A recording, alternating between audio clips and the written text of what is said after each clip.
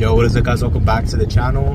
In this video we're going to do an oil change on the QX50. It is my first time doing it on this car, so I'm going to be kind of learning as I complete the oil change. But it does take 5W30 just like the 370Z. It takes 5 quarts, but the 370Z takes a little bit more. I think it's about 5.2. So I'm going to go ahead and pick up the oil right now and also the filter at Walmart if they do have it. If not, I'll just go to AutoZone and pick it up there. But yeah, let's go ahead and get started. So let's jump forward to that point.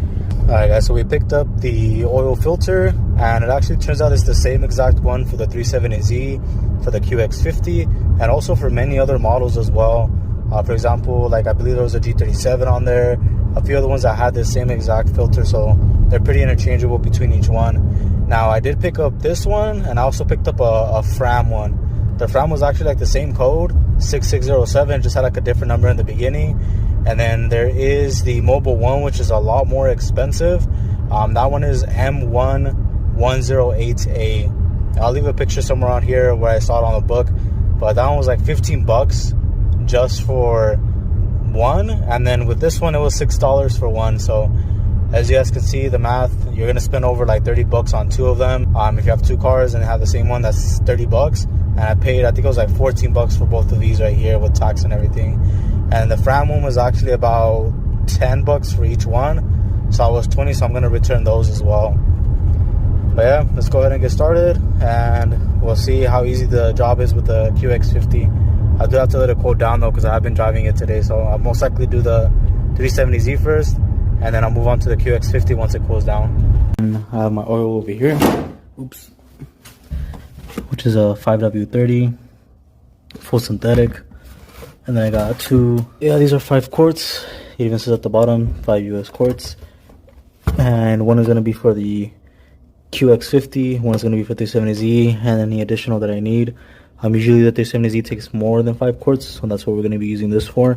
But the QX50 should use a little bit less than the 370Z. So let's go ahead and start removing the cover. Alright, so we're going to begin by removing this cover right here. Just to give us a little bit more access to the oil filler cap.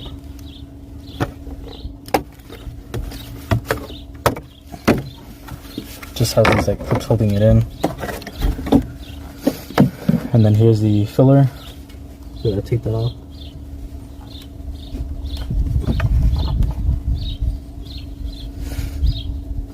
And there right there you can see it's kind of darkish brown already. And here's the dipstick. It is already a pretty dark brown, so we need to go ahead and change this.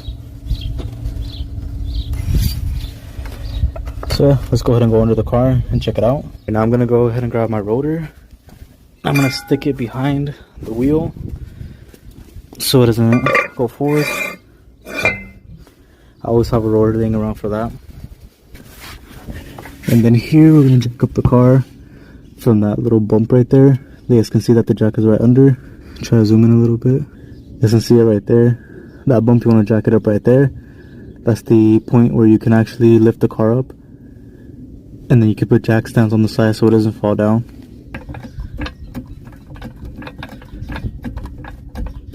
Alright, with the car now jacked up, you guys can see it's supporting it. Now you want to add 2 jack stands on the side. There's those little divots on each end. That will allow you to jack up the car at that point. Right now my jack stands are over there. They're being used by my M45, so I'm just gonna do it like this for now. It is risky, but I have that over there, so it shouldn't move forward. But you guys want to be careful when you're doing this. Make sure you do have jack stands to support it. Let me show you really quick. There's my jacking point, but the proper point is right here actually.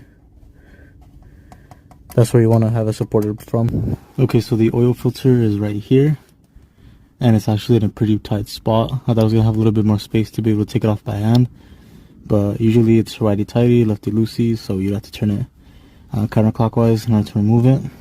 And I don't think I have enough grip to be able to take it off. Usually I can do it by hand, but you're gonna have to purchase a tool. If you don't have a good grip, I'm gonna try to remove it by hand, but it's in a pretty tight spot because the frame is right here. And then the drain plug is like right in front of it over here. Usually that's a 14 mil, but I'll double check right now. I was able to loosen this by hand. Right there you can see it's moving. But I'm not going to loosen all the way because I don't want the oil to come out, of course. But I'm going to remove the drain plug over here. And then this should come out pretty easy. Stupid dog scared me. Go.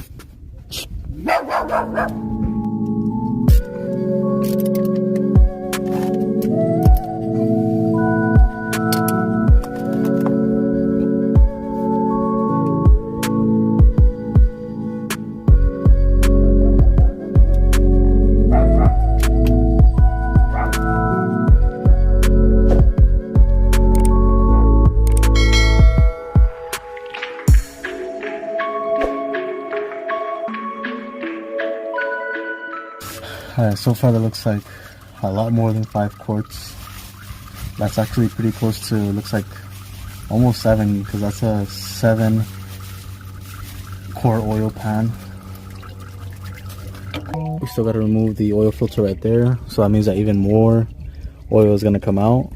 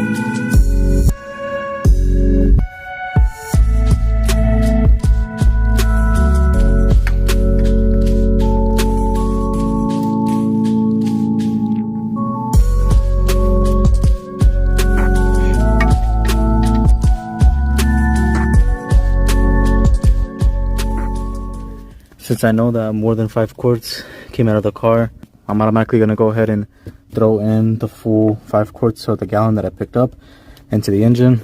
So we're going to throw it in here.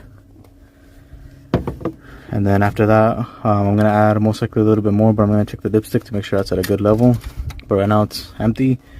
So let's go ahead and add the whole thing in there. And then we're going to start pouring that thing into the one that we just filled in here. So let's go ahead and do that.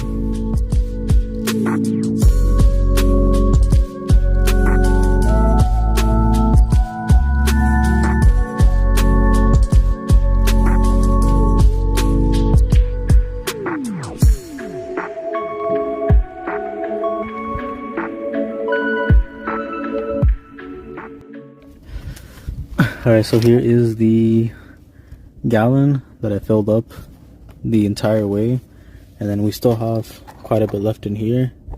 So I added a full gallon, and so far it looks like half of a quart. Yeah, there you go, about half of a quart.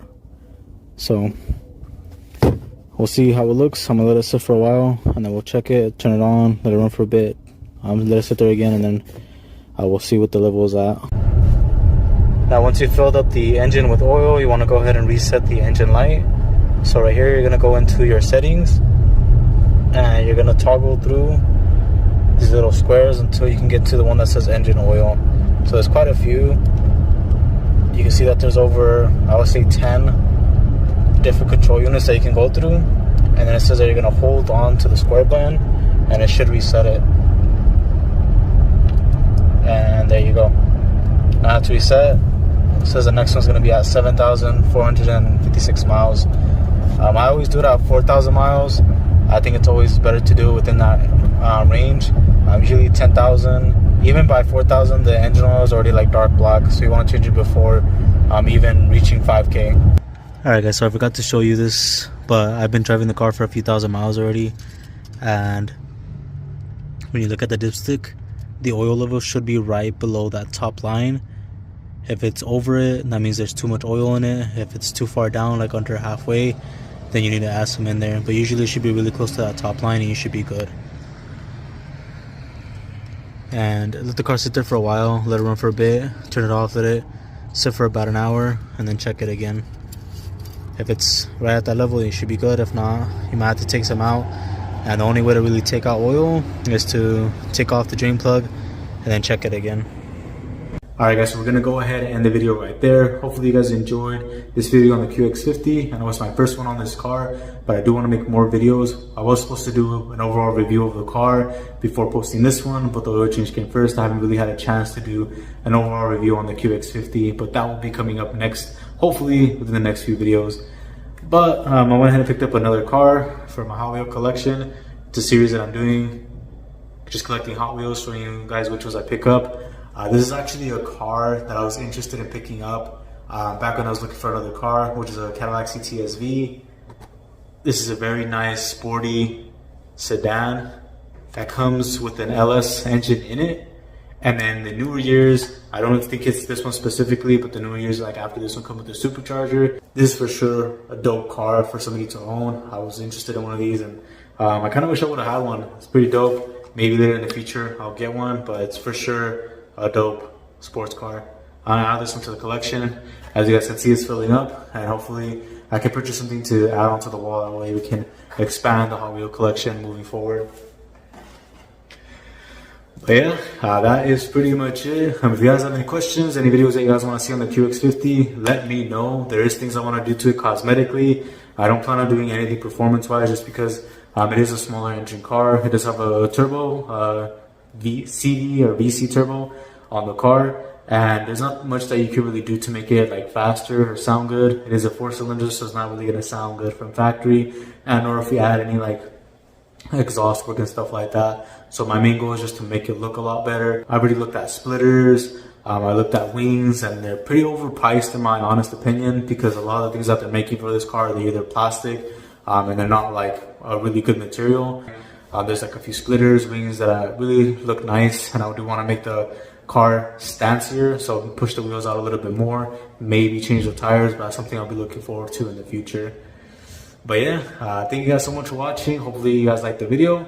Make sure to like, subscribe, hit that notification, and I'll catch you guys in the next one. Peace.